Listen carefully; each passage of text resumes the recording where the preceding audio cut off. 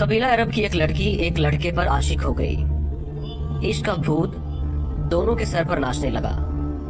مختصر یہ کہ دونوں نے بھاگ کر شادی کرنے کا فیصلہ کر لیا۔ لڑکی نے کہا، میرے پاس ایک تیز رفتار اونٹنی ہے، ہم رات کو ندی پار کر کے دوسرے شہر روانہ ہو جائیں گے۔ لڑکے نے بھی ہاں کہہ کر رضامندی کا اظہار کیا۔ رات کے پچھلے پہر وقت مقررہ پر دونوں ندی کنارے اکٹھے ہوئے۔ لڑکی بولی، میں اونٹنی پر سوار ہوتی ہوں، تم اسے پیچھے سے ہانکتے ہانکتے ندی پار کرو، پھر اوپر بیٹھ جانا۔ لڑکے نے کہا، مگر ایسا کیوں؟ میں بھی تمہارے ساتھ ہی بیٹھ جاتا ہوں، ہانکنے کی کیا ضرورت ہے، خود بخود چل تو رہی ہے۔ لڑکی نے کہا، اس کا باپ بھی ہمارا پالتو اونٹ تھا، اس کی عادت تھی کہ وہ بیچ ندی میں جا کر بیٹھ جاتا تھا، پانی دیکھ کر مست ہو جاتا اور مارنے پیٹنے پر بھی ڈھیٹ بنا رہتا۔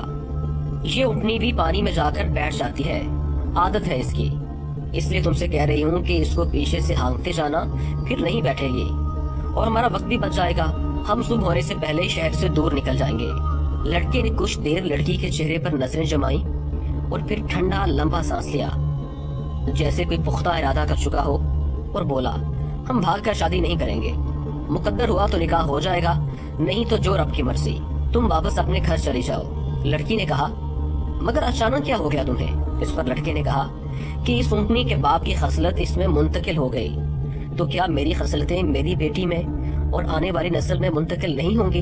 آج میں تمہارے ساتھ بھاگ رہا ہوں، کل میری بیٹی کسی اور کے ساتھ بھاگ جائے گی۔ یہ کہہ کر لڑکا واپس پلٹ گیا۔ دنیا مکافات عمل ہے، جیسا کرو گے ویسا